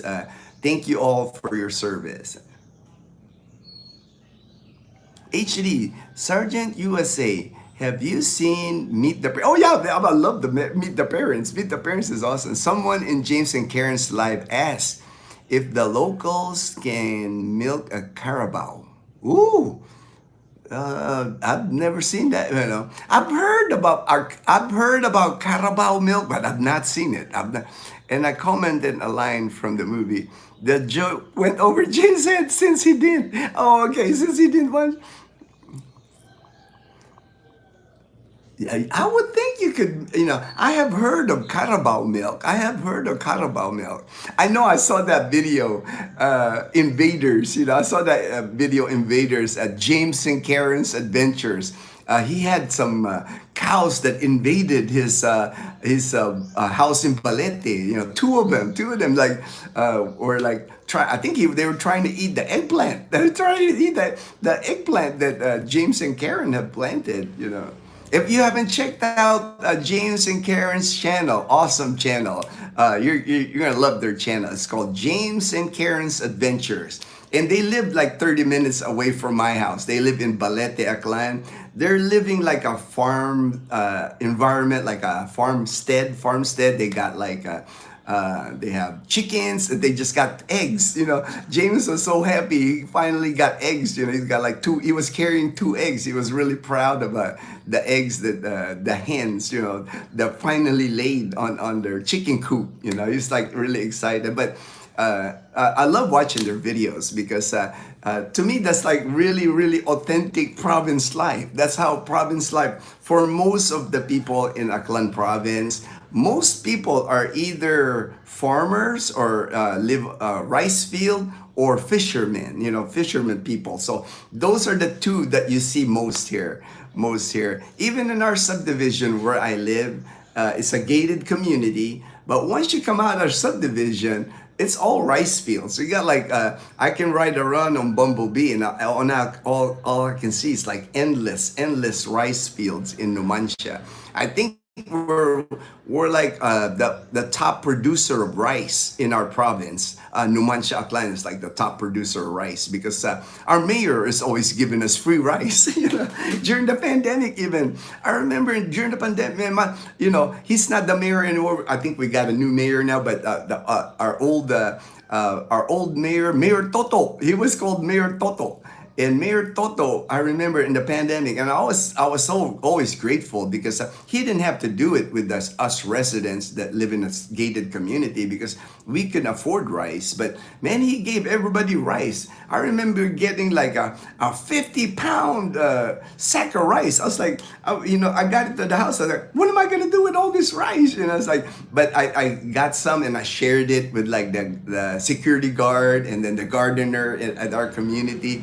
But I always appreciate that. We even got like dressed chicken from Mayor Toto during the pandemic. To me, those kind of things. It's like I remember those because those to me is like really acts of kindness. I know he's a politician. I know but still, to me, he didn't have to do that. And I'm sure it's like he just wanted to help his community, and that was. That's why I remember him. I think his family ran for re-election, but they didn't win. This another family won. But I'll always be grateful for that. I always remember that he was a good mayor. Edgar, so if you just arrived in the Philippines on Boracay, what would be your place to stay for a few months or longer? Oh, that's yeah. I have many suggestions for that, Edgar. It depends on the budget again, of course. It's like how much do you want to pay? I mean, here in Boracay, like this Airbnb, it's 20,000 pesos a month, fully furnished, nothing to buy. You can just come here with your suitcase. Like Dazel and I, we just came here with a couple of backpacks. Uh, Got the kitchen, pots, pans, rice cooker, burner, one burner stove, hot water. We got hot water. We don't got that at our house. And you're paying 20,000 pesos a month. Free Wi-Fi, so 350. But you'd be surprised. That's already pretty low, right? Like 20,000 pesos, 350. But there's even lower price than this. But of course, it's not, if you're really on that budget here in Boracay, you can probably get something in like that 15,000 peso, less than 300 bucks a month. But you might not have hot water. It's more like Filipino style. Or if you want to level up, like my friend Ray, he moved into the New Coast. He lives in a condominium, a one-bedroom, fully furnished condominium, washer and dryer, the full works. And that usually starts about 40,000 pesos. So that's about $750. So it just depends. There's plenty of areas here. This area, the Diniwid area, more locals live here, but there are foreigners that live here. I know like downstairs, there's a guy that he's a foreigner. The landlord here, Rosalie, her partner is from Greece. So you're not going to be the only, Boracay anyway. If you come to Boracay, there's just so many foreigners here from different countries, from Russia. I've noticed there's a lot of Russians here. There's Europeans, like Norwegians, Netherlands. I mean, it's a variety of people here. Like if you go to there's two places here that if you go, you're gonna meet the foreigners here in Boracay. You're gonna meet like Canadians, British. You're gonna meet them all. And with their families. Some of them got kids. Some of them got little kids. They're retired, my age, 59, older, but they got little kids. And they're raising their kids here in Boracay. They've met the Filipina here. They're raising kids. It's the thing here in Boracay. It's a big group. They actually two places in Boracay where if you go to these two places, you'll meet like the long-term residents here that are foreigners. One is Nigi Nigi Bar. You go there at sunset, any time during the day, tons of foreigners there, expats. That's on White Beach. Very active. The best live band in Boracay, Calamity Band is what they're called. Rock and roll, like 80s, 70s and 80s rock and roll. Our music, I call it our music because that's my music, Bon Jovi, They're playing all the good stuff, the good stuff. And then that's in White Beach. Then on the other side, on Back Beach, on Bulabog Beach, it's called the Levantin. It's a restaurant, bar, expats always kind of like that bar. That's the thing with expats and foreigners, man. They love the bar. And I'm not a drinker anymore, but hey, I'll have one beer. The beer that you treated me at the Canadian Beaver, man. I enjoyed that one San Miguel Light, Edgar. But you can go to the Levantin, man. Twice a week, I think, for sure Sunday. They have this thing called bocce. Bocce is like I haven't played it, but they have a tournament there, and it's like expats and Filipinas that play. Usually the expat, have a partner, girlfriend, spouse, and kids will be running around because Bulabog Beach is a quieter beach, so Levantin is like very chill, very chill. Opposite of Nigi is kind of like the party place. Levantin is kind of like the chill. Have like the other night I saw they had that Osobuco. Osobuco was their special. They always have a special every time Sunday. Usually they have a special meal. Osobuco was like their special. Kids running around, the parents just let their kids run around there, and then they play bocce. And then a lot of times, like I mentioned before, it's a good place if you're interested in meeting a Filipina, because a lot of times the the expats that have partners already, they invite their Filipino friends. Of course, they got Filipino friends, you know, and they hang out at the Levante. They join the tournament, the bocce tournament. So there's a community here in Boracay. If you come here, there's a big expat community here that you can meet, hang out. They got trivia night. I got invited to the trivia night, but I couldn't make it. And then I'm kind of careful when it's like a enclosed area with a lot of people. And then my friend Gray, he's a doctor, you know, she told me, Ginno, I don't think it's a good idea for you to go, you know, I'm still immunocompromised. So it's like, he said, a lot of these guys, you know, he's in public health, Gray is public health. So he was concerned about me, and I'm thankful he was concerned because, you know, a lot of expats, they travel to like Thailand, Vietnam, and Gray said, man, they could be carrying something that you're not exposed to, Ginno. You want to try to avoid that, and I did, you know. But I wish I did. You know, I love trivia. And I love hanging out with the expats. But I gotta protect myself too. You know, I know, and I took Grace's advice because I was like thinking, you know, it's like I'm healthy. I don't have any illness, so I want to keep it that way. But for a few months, it's easy, man. There's a lot of these Airbnbs, Edgar. Contact me offline. You know, I got my WhatsApp, my Messenger. I'll help you. I'll help you find a place here in Boracay. Easy for me to help. You know, I got connection here. Like this place, the reason I'm staying here because of Rosalie. Rosalie's a friend of mine. She lived here in Boracay. She owns the Airbnb here. She's lived here forever. You know, this is where she grew up. Actually, Rosalie, the Cape Drip belongs to her cousin. I mean, this whole Diniwid area is like their family like owns a lot of land here, you know. So that's why it's good to have friends, right? It's good to have friends. It's good to be connected because I always get decent deals on things here in Boracay. But I don't take advantage of friends, of course. You know, it's like I want to pay them. I want to like support their business. You know, it's not like I'm not a freeloader. You know, I'll pay my way. My first barracks in Germany was used for immigrants. Only after they fix it up for them. I think I mentioned it earlier. My first barracks, my first dormitory in the United States Air Force was at George Air Force Base. Year was 2004. April 2004 is when I got to George Air Force Base. In my dormitory was like it was an old building. It was so old, Daniel. On the side of the building, it had scheduled for demolition. I was like, I'm moving into a building that's like scheduled for demolition.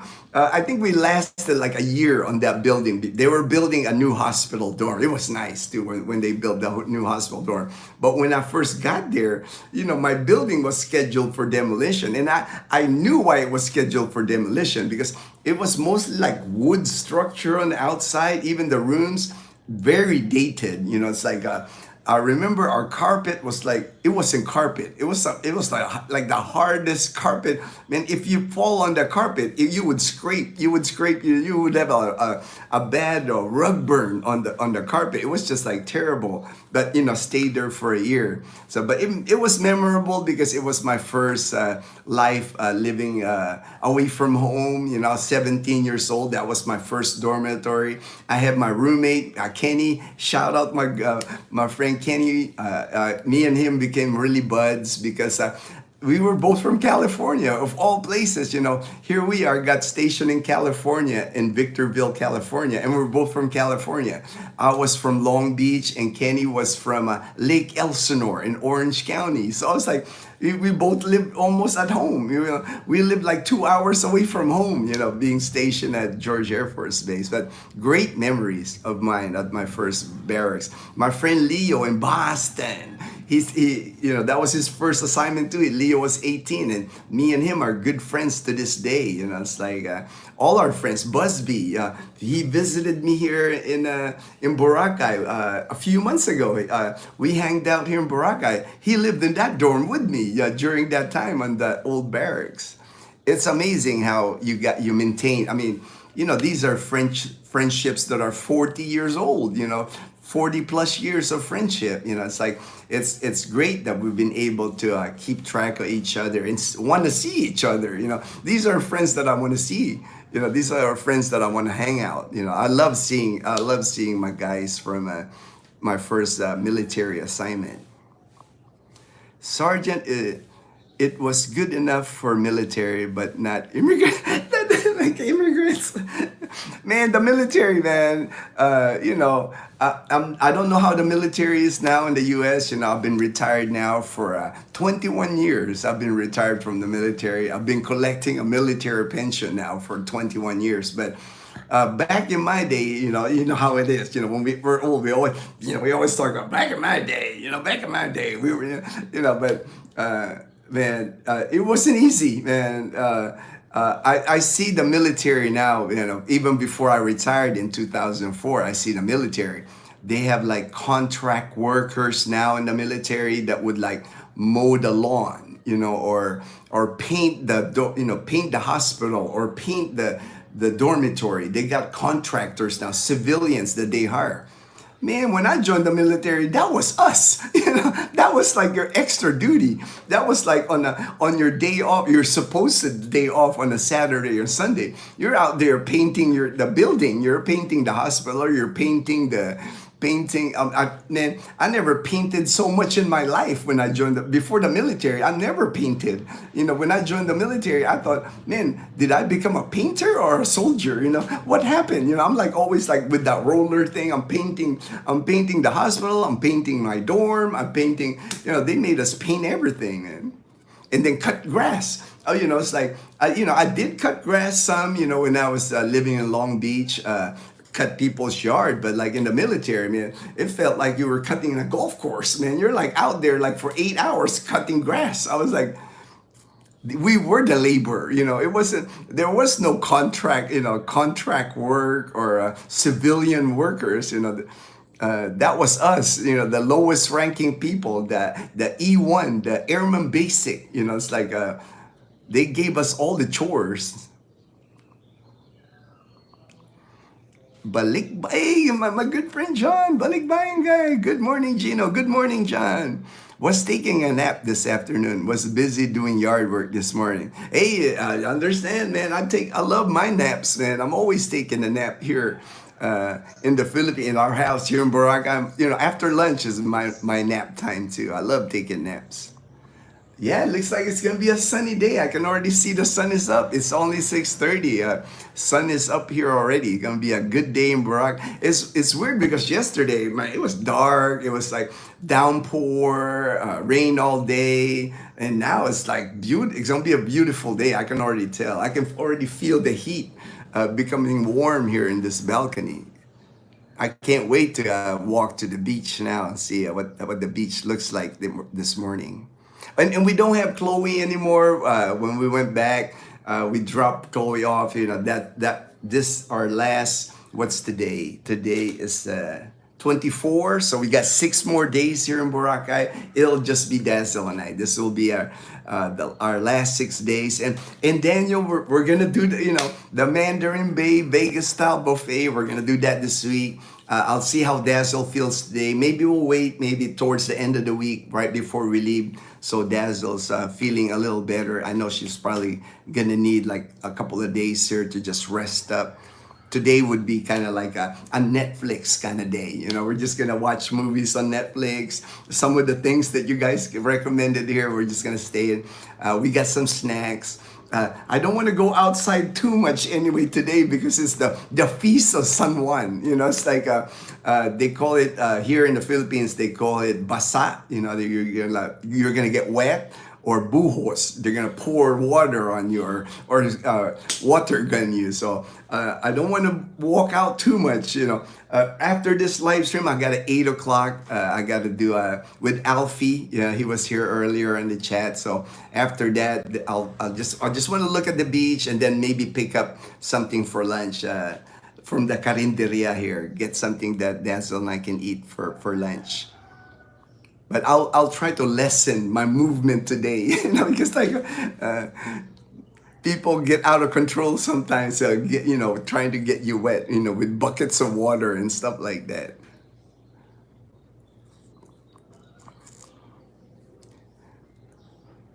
LOL, alright. Daniel, sorry, HD. All right, HD. Sorry, if you're not in the Air Force, your living conditions were terrible. I know, right? That's why we can live almost anywhere because of our military experience. Yeah, yeah. Hi, Balikbayan guy. Glad you made it to the live. All right, Joe Boyd. All right, Joe. Balikbayan HD. Thanks, buddy. Thanks, buddy. Hey, Joel. All right, Joel, my good friend from Arizona. Hey, Joel. Hello. When are you back in Calibo? We're gonna be back in Calibo. We're gonna leave here June 30. So the first day of July we'll be back. First of July we'll be back in Calibo. But we are going to Iloilo City with our friend Steve and Nova on the 7th, I think 7th to the 10th. They wanted Dazel and I to take them to Iloilo City, tour them around.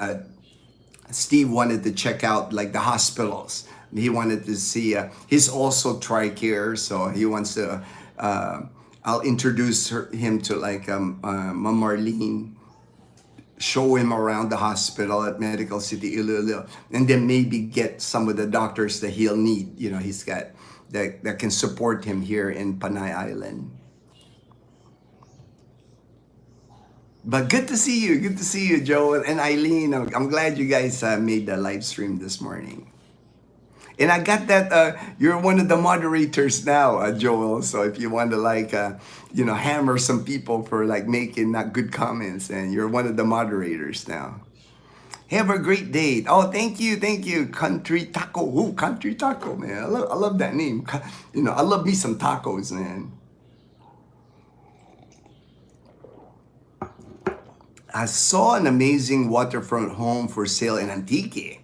It was on the Property Club vlog, 14 million pesos, market value 20. Rush sale, must sell ASAP. Wow, man. That's a lot of money now, but beachfront, man, it's like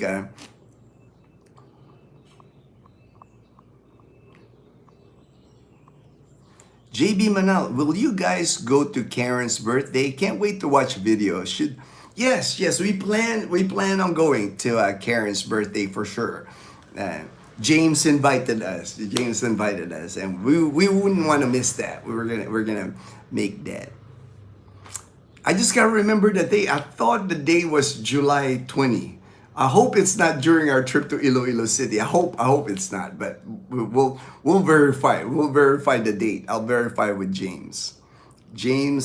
All right, thanks HD. That is James and Karen's Adventures channel. HD just posted. If you haven't subscribed to their channel, I think you'll be highly entertained. A great channel and good couple. They're an amazing couple.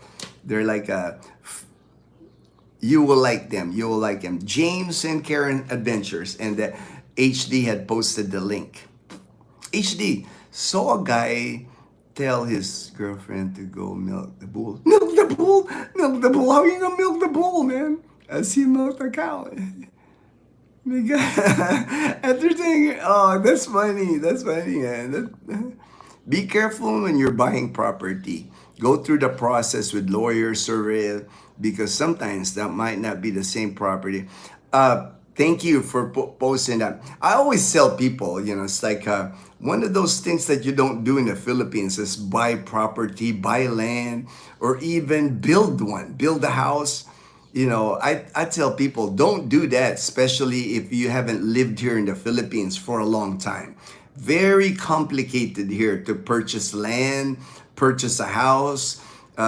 Like HD was saying, make sure you go through lawyers. Many have been scammed here, buying property here. It would be foolish, I think, to buy anything here sight unseen. People have done that. That to me, that's crazy for people to buy it online. Definitely, I always tell people, come to the Philippines first, rent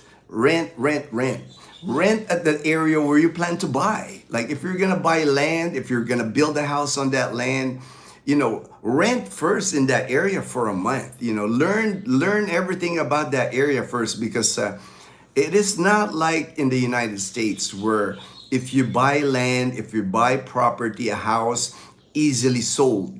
Here in the Philippines, it is almost impossible to sell anything here. Like that guy, if he lists it for 20 million, he's asking lower than that. He's not gonna get that price. He lucky if he gets half the price of what he put into the house. You know, properties here in the Philippines, it's not like in the U.S. where you live in it 5 years, the price appreciates. You know, it's not the same. Not the same here. Maybe safer with condos, but still, even with condos, you are taking a risk. I know America, I know the Western world, it's a culture of owning, you know, it's a culture of like, you want your own property, you want to like pass it on to your family someday. But, you know, to me, the Philippines is not a place to like buy and sell, thinking that you're gonna make money by buying now, selling later. Like even me, I bought a house at Camellia Aklan, 10 years ago now. 10 years ago, I got like 5.5 years left on my mortgage. My mortgage is just low. That's why I bought it, because I was thinking my mortgage is like $200. So to me, it was like, that's just like renting to me. So it wasn't a big deal. My house, when I bought it, it was like 1.5 million. So like $27,000. That's a car in the US. So it wasn't a big deal. The lot is small. The house is only 430 square feet. I have a land area. It's a house and lot. So I paid like 1.5 million. But if I ever want to sell the house, I can expect to get a lot for it. You know, I'll be happy to get what I put into it. You know, like I build the wall, I'll build the gate, and then if I get 2 million for it, I'll be happy. You know, a little bit of profit. But it's not like the same in the United States where you can make a killing on a property. Not the same, because one thing you have to realize here in the Philippines, a lot of houses here are sold on a cash basis. And not many people, if you build like a mansion, an expensive pool, swimming pool, nice house, you price out a lot of people. You know, like in Antique, beachfront, if you build that's 20 million. Not a lot of Filipinos can afford 20 million. And then the people that do have 20 million, you know, that might be your dream house. But for the people investing, they're gonna look at it as like, what am I gonna do with that property? That, you know, it's kind of like not the same. Not this, you know, the listings here for real estate, not the same. Real estate agent here is not the same. There's rarely any licensed real estate agents here. It's not like in the US where you can chase them, go after them, their license if they do you wrong. A lot of agents here in the Philippines, they're really not real estate agents. They just claim to be real estate agents, but they're really not. They're like just a third party trying to connect two people to sell property. So a lot of things can go wrong here. Buying land or buying a house or building a house. That's another nightmare there. If you want to build a house here, I have not met anybody in the Philippines that have been happy when they had a house built here. It's a headache. I just don't recommend it. Just rent. You know, even me, when I finally get my Social Security at 62, that will increase my pension here in the Philippines. If I move here in Boracay, we will just rent. You know, I would never buy. I heard that funny joke many times. It's pretty funny. Hey y'all, hey Red Bread. All right. Good morning, Red Bread. Hi HD. The line from Meet the Parents was regarding milking a cat. I remember now. I was trying to remember earlier because I've seen that, you know, Meet the Parents and Meet the Fockers. You know, you can milk anything that has nipples. That's funny. Hi, Reb. I was just talking about your question about Carabao. Yeah, about Carabao. Is Liana middle school or high school? Here in the Philippines, Ray, my good friend Ray from Sacramento, California, there is no middle school here in the Philippines. You graduate first grade to sixth grade, you graduate elementary school, and then once you graduate, you're in high school. So Liana is now in high school. And the way it's always been, until like 2015, 2016. Like when I went to school here in the 70s, same thing in the 80s, 90s, 2000. It was always, you had 6 grades of elementary, and then when you graduate elementary, you had 4 years of high school. No middle school, no, just 4 years of high school. They changed it in 2015 and 2016, and they've gotten a lot of flack over it. You know, whoever decided to change it, and they might change it back. But because what they did, Ray, they did 4 years of high school now. So Leanne is supposed to do 4 years of high school now. After 4 years of high school, there's 2 more years of senior high school. But the way that the way it's going now is she'll do 4 years of high school now. She's first year high school. On her 4th year of high school, she can take a college entry exam. And if she passes the college entry exam, she doesn't have to do the 2 years of senior high school. She jumps to like college. So right now, Leanne is 12 years old. She'll do 4 years of high school. If she passes that entry exam, by 16, 17, she can be in college. That 2 years of senior high, I don't think it has done much for the education system here in the Philippines. I think they're going to revert back to the old way. I have a good feeling they'll remove that 2 years extra senior high, they call it here. I know in the US it goes from elementary, junior high, because that's how I did junior high and then high school. That 2 years of senior high, it didn't really help the education system. It didn't make the education system here better.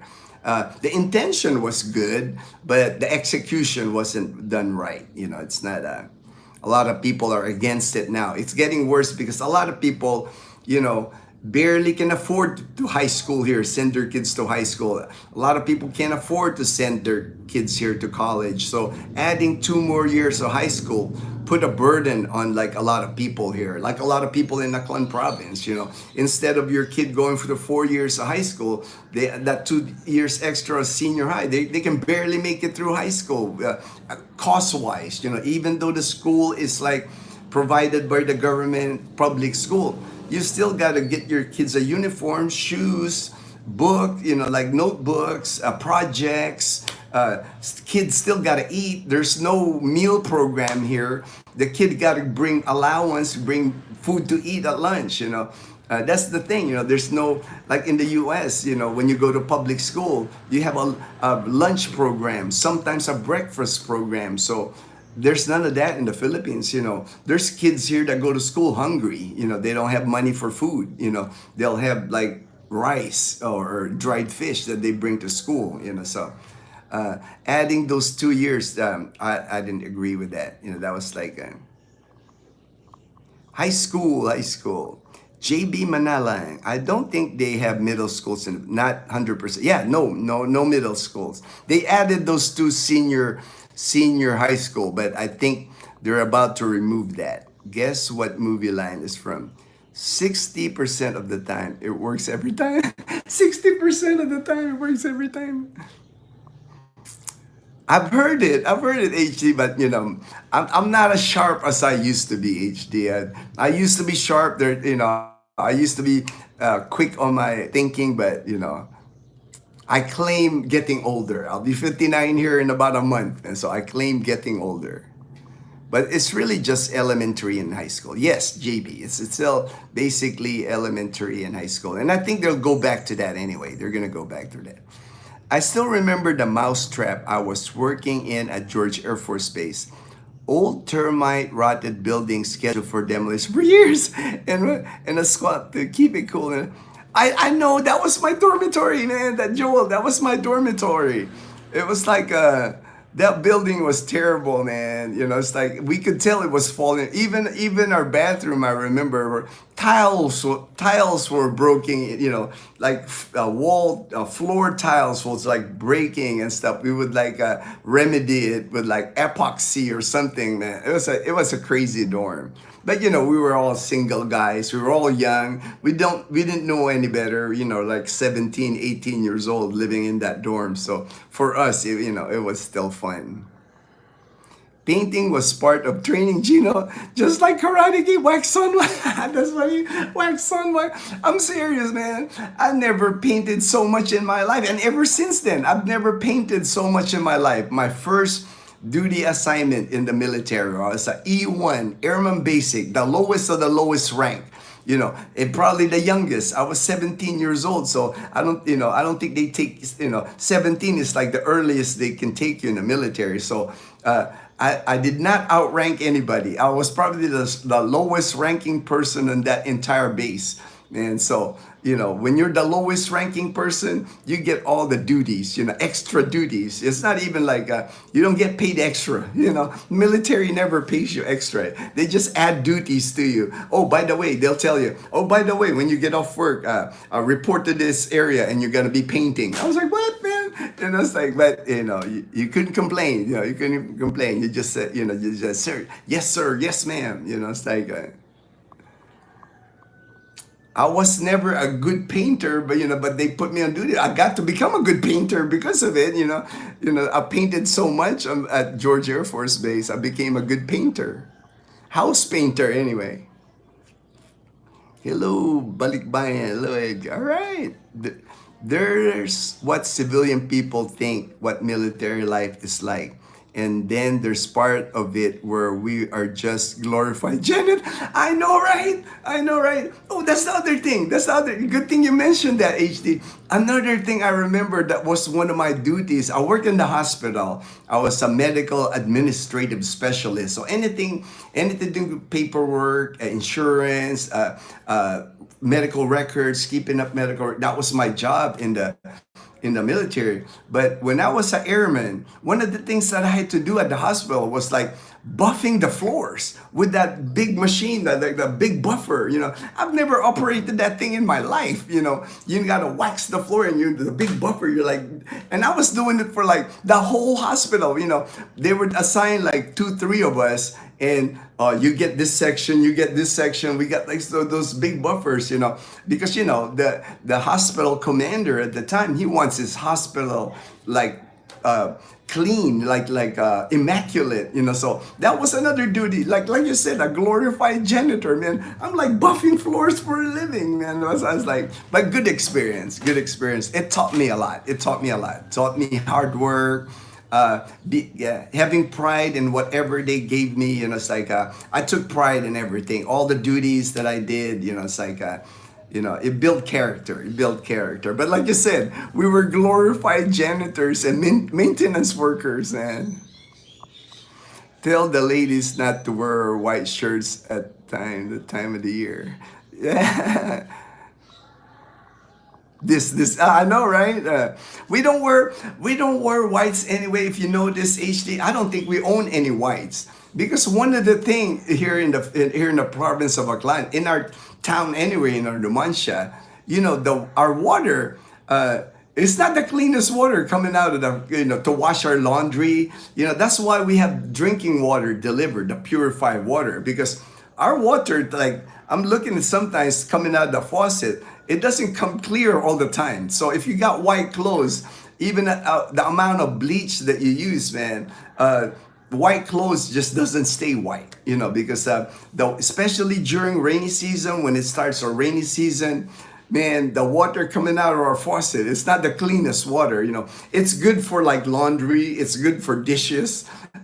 Even Dazel, she doesn't even use it on her hair because she says that her hair dries. So Dazel used the purified water for her hair, to shampoo her hair. Me, I don't care, man. It's like, I got tough hair, man.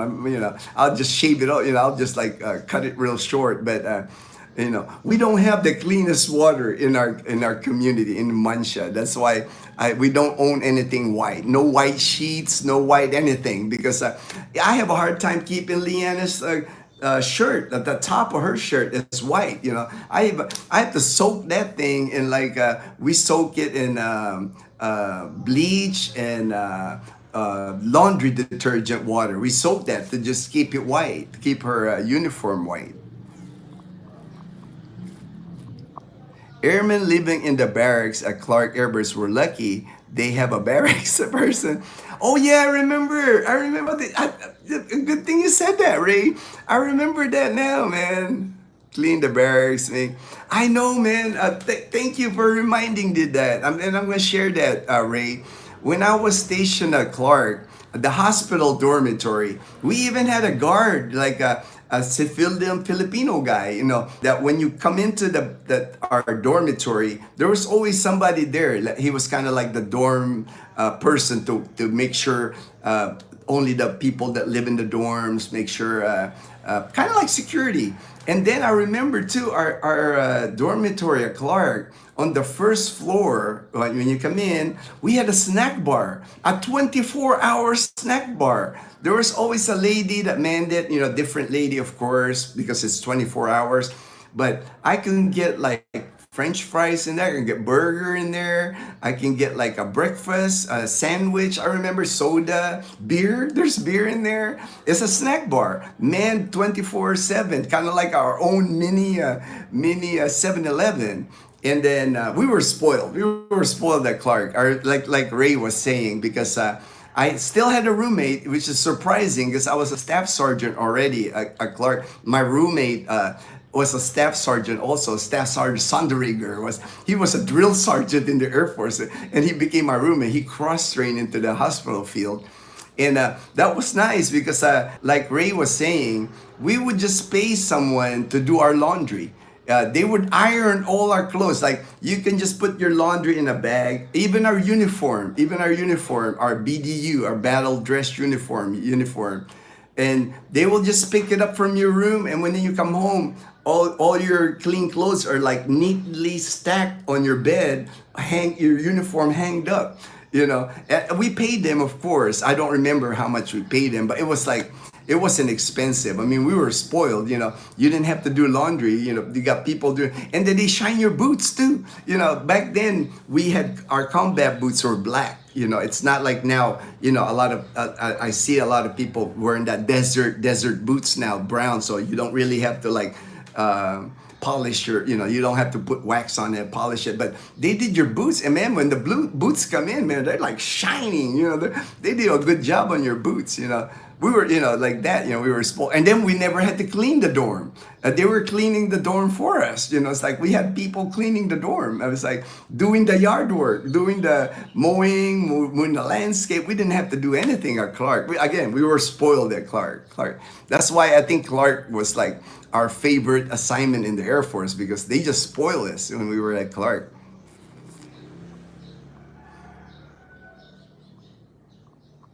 Saw my first Air Force barracks while in Germany, and they were like an high-end apartment. I'm sure, man. From what the Army people used to tell me, I have Army friends. They're like, man, we're so jealous of the Air Force because you guys were spoiled, and we were. I'm not gonna lie, man. Especially at Clark, my 3 years at Clark Air Base, man. I did not do like extra duty there. They had people doing everything. It's like even at work, we had volunteers at work. I remember I worked in outpatient records, busy outpatient records, because like a lot of retirees at Clark, dependents, just a big Air Force medical center. But we had Filipino volunteers working in our office, and they were doing a lot of the work. We were pretty much just supervising them, making sure they were following, the procedures of the hospital. We were spoiled. We were spoiled when we were stationed at Clark. I remember throwing water balloons at the trains in Haro as a kid. Hey, I'm sure you can still do that. I'm sure you can. I mean, today, Joel, when I go outside, I know I'm gonna get soaked. I know I'm gonna get water thrown at me. But it's all in fun, man. It's like, I just gotta be careful with my glasses. I don't wanna, my glasses, they're pretty fragile, and I like these glasses. If I get splashed with like a water balloon, I don't want to break my glasses, man. I need like goggles, like prescription goggles or something to protect me from today, man. Oh, that's unfortunate, right? That's unfortunate, Joel, that there's no longer trains in Panay. That would have been cool. That would have been cool if they still had trains in Panay. you know. But they are building. They're building a freeway, Joel. I don't know if you know, but from Iloilo to Caticlan, they're building an elevated freeway. San Miguel Corporation is building it. Toll, of course. It's going to be a toll freeway, but the trip from Iloilo City to Caticlan, it'll be cut to 2.5 hours, is what they're estimating once that tolled expressway is built. And they're already starting construction on that. They're starting to build the post, I guess, on different areas so the project's already ongoing. I haven't seen the project started with the bridge from mainland Aklan to Boracay, but I know they've done the survey, like the land part in the side of mainland and the land part here. They've already identified where the bridge is going to be located, and I think they're doing survey of the bottom water, but I know it's a go. I know all these projects are a go because the mayor has approved it, Department of Public Works approved it, and it's being built by San Miguel Corporation. And San Miguel Corporation, I don't think we can find a bigger company here in the Philippines. They build bridges, they build roads, they build airports. They just don't have beer now. They've moved into another side of the Philippines, building infrastructure in the Philippines. Lots of money behind San Miguel Corporation. So, all right, thank you, Daniel, thank you, Patricia. Thank you. All right. HD, that line from the movie Anchorman. Oh, okay, all right. I've watched that movie, man. I love Jeremy Farrell, man. He's funny. Ron Burgundy. Dazel even likes watching him, We've seen him in Old School. Is one of our favorite movies, him Old School, and Talladega Nights. If you're not first, you're last, Some people find painting therapeutic, whatever milks your cow. We had two roads that lead Fort Stewart, Fort Swamp. And if you got weekend duty, you had to walk and pick up trash. Believe me, I picked up many trash in my Air Force career. My first 4 years in the military, that's what I said. That's probably why not many people stayed in the Air Force after 4 years, because my first 4 years as an airman, E1, Airman Basic, and I think I reached the rank of Senior Airman at my 4-year mark, E4. My first 4 years in the military, like you said, I felt like a glorified janitor, maintenance person, and I picked many trash. I've done those walk where you had to wear like the reflector, like the prison thing, but you're wearing that and you're picking trash all over the base. Did many of that at George Air Force Base. Why don't you have a water conditioning and filtration system there? I think one of my neighbor has that. I think one has that.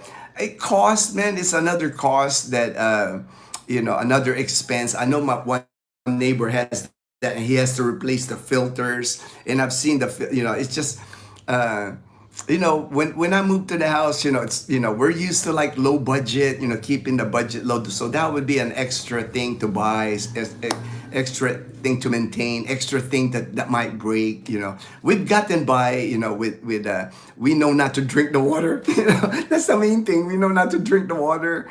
But I never even considered it, man.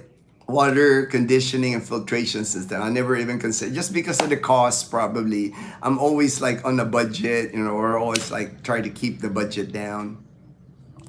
You missed the point of the white shirt. I'll give you a clue. What happens to the white shirt when you get it wet? I know what you meant, man. I caught that. Don't wear a white shirt for the ladies. I caught that, HD. I got that. Your house purchase, was it through a vendor finance or through a bank? It's through a bank. Our mortgage is through Banco de Oro. And all I had to do, it wasn't a hard process, which surprised me actually, JB, because all I had to do was like prove my income. And all I did was like 6 months of my statement of my military pension. I had printed 6 months. and it showed there like I had printed another thing in the, on the military website, DFAS, our pay that stated how much money I made a year. And then I already had an account with Banco de Oro. Maybe that helped. That I had a checking account with them, and I had a savings account with them, an ATM card with them. So when I went for the loan, it was easy. It was an easy process. They just looked at my, and Dazel's with on the loan, even though she didn't have an income. So the house is in both our names, the purchase of the house. But it was an easy process. I guess maybe Camellia, because it's owned, the subdivision is owned by Camellia Aklan.